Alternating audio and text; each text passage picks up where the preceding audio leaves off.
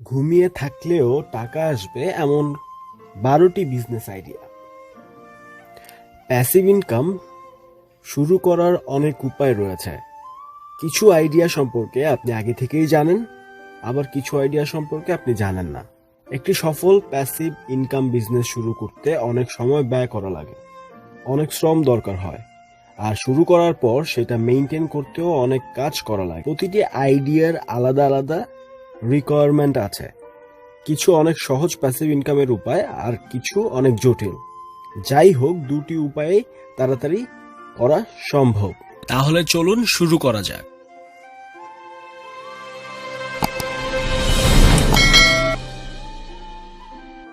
1. বই লিখুন। বই লেখা প্যাসিভ ইনকামের একটি প্রথাগত উপায়। আপনি বই লিখবেন, সেটিকেও পাবলিশ করলে বিক্রির উপর ভিত্তি করে তা থেকে আপনি একটি টাকা পাবেন।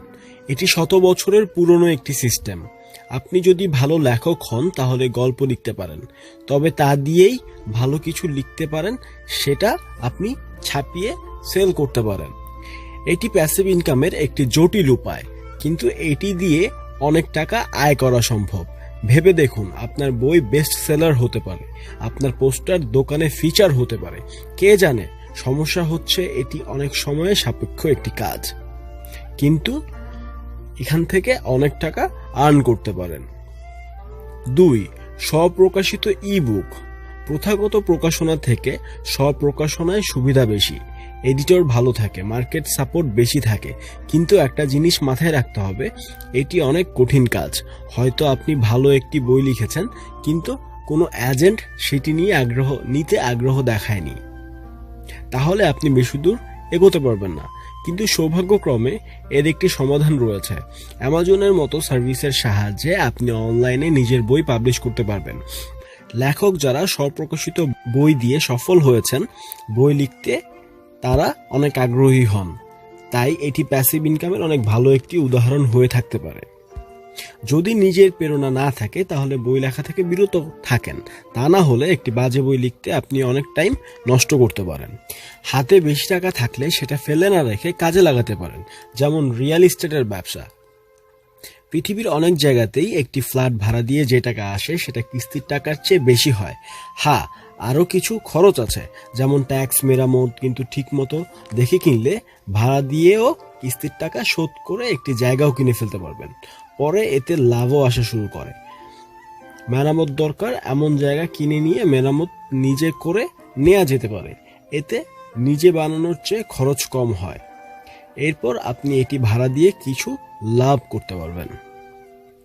4. Stock image sale. আপনি যদি অনেক ছবি তোলেন তাহলে সেই ছবি স্টক ইমেজ হিসেবে সেল করতে পারেন। এমন করে সহজেই কিছু প্যাসিভ ইনকাম করা যায়। ফটোডুনের মতো মার্কেটে যে কেউ ছবি সেল করতে পারে। ফটোডুনের মতো সাইটে স্টক ইমেজ সেল করুন। হ্যাঁ, এখানে কোয়ালিটি কন্ট্রোল শক্তভাবে করা হয়, আর মডেলিং রিজিল সাইন করে নিতে হয়, কিন্তু এছাড়া সেল করতে আর কোনো ঝামেলা সইতে হয় না। এছাড়া ছবি সেল করার সাথে সাথে website, template, graphics, video file ইত্যাদিও সেল করতে পারেন।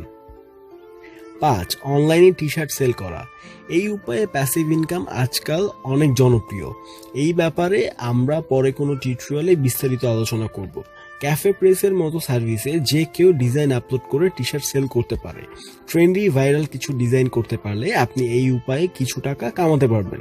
বা এমনও হতে পারে যে ক্যাফে প্রেসে সারা জীবন বসে রইলেন, একটাও সেল হলো না। এটা আসলে একটি প্যাসিভ ইনকামের পথ। এর প্রতিটি কাজ আউটসোর্স করে দেওয়া যায়। ডিজাইন থেকে ম্যানুফ্যাকচারিং, মার্কেটিং সবই অন্যদের দিয়ে করানো যায়। সব অটোমেট করে দিয়ে আপনি সহজেই এই প্যাসিভ ইনকাম বিজনেস মেইনটেইন করতে পারবেন। 6. জিনিসপত্র ভাড়া দেয়া। নিজের দামি জিনিস আপনি অন্যদের ভাড়ায় দিতে পারেন, যাদের এগুলো অকেশনালি ব্যবহার করতে হয়, কিন্তু আপনার সেই সময় কাজে লাগে না। যখন আপনার কাজে লাগে না তখন আপনি সেই জিনিসটি ভাড়ায় দিয়ে দিতে পারেন। যেমন ক্যামেরা সরঞ্জাম, শেয়ার গ্রিড দিয়ে ক্যামেরা সরঞ্জাম, লেন্স ইত্যাদি আপনার নিকটবর্তী এলাকায় মানুষকে ভাড়া দিতে পারেন। আপনি কয়েক লাখ টাকা দিয়ে ড্রোন ক্যামেরা কিনে থাকলে এই উপায়ে সেই টাকা উসুল করে নিতে পারেন। অনেকেরই শর্ট ফিল্ম করার জন্য ড্রোনের প্রয়োজন হয়, কিন্তু ড্রোন কিনতে অনেক টাকা লাগে, বিধায় তারা ড্রোন না কিনে ভাড়ায় নিতে চায়। তখন আপনি আপনার ড্রোনটি তাদের কাছে ভাড়া দিতে পারেন। খুব অল্প পরিশ্রমে এই কাজ করা সম্ভব। সরঞ্জাম দেয়া ও ফেরত আনার কাজ অবশ্য আপনাকেই করতে হবে। 7. একটি প্রিমেড ব্লগ ক্রয় করুন। ফিল্পা একটি নিলাম সাইট যেখানে ওয়েবসাইট, ডোমেন ও অ্যাপ বিক্রি করা হয়। কিছু মানুষ ওয়েবসাইট বানিয়ে সেখান থেকে অনেক টাকা আয় করে নিচ্ছে। সেটা কয়েকদিন চালিয়ে কিছুদিন টাকা কামায়, যেমন ধরেন মাসে $300 করে। এরপর ওই সাইট তারা কয়েক হাজার ডলারে অন্য কারো কাছে বিক্রি করে দেয়। এরপর তারা আরেকটি সাইট বানানোর কাজ শুরু করে। ফিল্পার মতো সাইট থেকে একটি রেডিমেড প্যাসিভ ইনকাম সাইট কিনে নিন। আপনি ওয়েবসাইট নিয়ে কাজ করতে চান কিন্তু জানেন না কিভাবে শুরু করবেন? তাহলে ফিল্পা থেকেই শুরু করুন। আপনি অলরেডি সেট আপ করা একটি রানিং বিজনেস পাবেন। এটা আশা করি পরবর্তীতে কয়েক হাজার ডলারের লাভ এনে দিবে আপনাকে। আপনার সবচেয়ে বেশি টাকা থাকলে এটাই আপনার জন্য বেস্ট অপশন হতে পারে। এটা স্টার্ট করার অনেক ভালো একটি পয়েন্ট। 8. ইউটিউবিং করে বাংলাদেশের অনেকেই অনেক টাকা আর্ন করছে। আপনারা ইউটিউব ভিডিও যখন প্লে করবেন তখন খেয়াল করবেন যে কিছু বিজ্ঞাপন আপনাদের সামনে আসছে। ভিডিও বিজ্ঞাপনও হতে পারে, পিকচার বিজ্ঞাপনও হতে পারে। সেই বিজ্ঞাপনের মাধ্যমে ইউটিউব টাকা আর্ন করে থাকে। ইউটিউব যেই টাকা আর্ন করে সেখান থেকে অর্ধেক ইউটিউব নেয়, অর্ধেক আপনাকে দেয়। যেমন ধরেন আপনি একটি ভিডিও থেকে প্রায় $200 মতো বিজ্ঞাপন থেকে আয় করেছেন, সেখান থেকে $100 ইউটিউব কেটে রেখে দিবে আর $100 আপনি পেয়ে যাবেন। এভাবে ওই ভিডিও সারা জীবন ইউটিউবে থাকবে, আর সারা জীবন যদি ওই ভিডিও থেকে মানুষ দেখে তাহলে সেখান থেকে আপনার আর্ন আসতে থাকবে। অ্যাফিলিয়েট মার্কেটিং যদি সহজ ভাষায় বুঝতে চান তাহলে এভাবে সংজ্ঞাটা দিতে পারি। অন্য কারো একটা প্রোডাক্ট সার্ভিস আপনি সেল করে দেবেন কাস্টমারের কাছে, বিনিময়ে প্রোডাক্ট অথবা সার্ভিস ওনার আপনাকে একটি কমিশন দেবে। সেটাই হচ্ছে অ্যাফিলিয়েট মার্কেটিং। 10. বন্ধুদের উপর বিনিয়োগ করুন। সবারই এমন বন্ধু থাকে যে একটি অসাধারণ বিজনেস আইডিয়া নিয়ে বসে থাকে, যেটা বিনিয়োগ করলেই শুরু করা যায়। ওদের উপর বিনিয়োগ করা বোকামি হবে। তার পরিবর্তে কোনো ফ্রেন্ডের যদি ছোট ও সফল ব্যবসা থাকে, যে ব্যবসা বড় করতে বিনিয়োগ করছে, এখানে আপনি নিজের টাকা দিতে পারেন। এফডিআর বাংলাদেশের প্রায় সকল ব্যাংকে এফডিআর এর সুবিধা রয়েছে। ফিক্সড ডিপোজিট করে আপনি এখানে টাকা রাখতে পারেন। এখানে ফিক্সড ডিপোজিট করে টাকা রাখলে প্রতি 3 মাস পর পর কিছু অ্যামাউন্ট আপনি পেয়ে যাবেন, কিন্তু এটি সম্পূর্ণ হারাম আমাদের ইসলামের দিক থেকে, যাকে আমরা সুদ বলে থাকি। এই জন্য আমি সাজেস্ট করবো না এটি করার জন্য, বাট আপনি জেনে রাখলেন। 12. সঞ্চয়পত্র সেম।